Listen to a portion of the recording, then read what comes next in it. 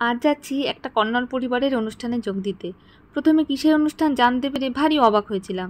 সত্যি বলতে কি, আমাদের বাঙালিদের মধ্যে এরকম ধরনের কোনো রকম অনুষ্ঠানের চল নেই। এবার চটপট বলে ফেলি কিসের অনুষ্ঠান।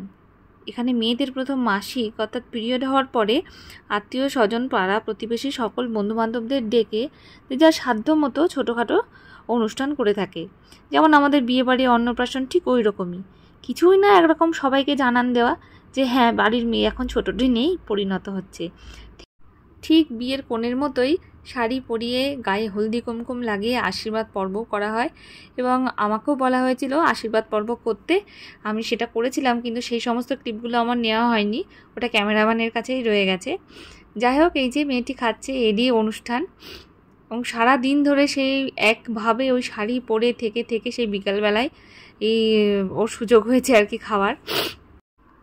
ফার্স্ট পিরিয়ড চলাকালীন মেয়েরা 10 থেকে 12 দিন এক ঘরে থাকে, কোথাও বেড়াতে পারে না। আর মাসিক শেষ হয়ে গেলে বাড়ির সমস্ত থালা বাসন থেকে শুরু করে প্রয়োজনীয় জামা কাপড় যা যা ব্যবহার করা জিনিস, লেপ কাঁথা সব কিছুই ধুয়ে পরিষ্কার করে থাকে। আর এখানে সমস্ত অনুষ্ঠানে আসা অতিথিদের বিদায়ের বেলা এইভাবেই হলদি কুমকুম লাগিয়ে হাতে অবশ্যই কোনো গিফট দিয়ে বিদায় জানানো হয়।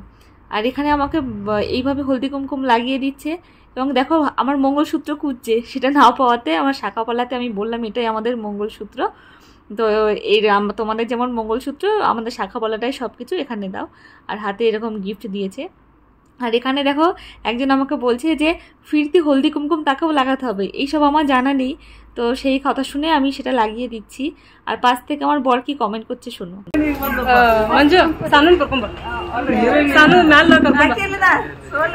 তুমি তো হোলি খেলে দিচ্ছ পুরো।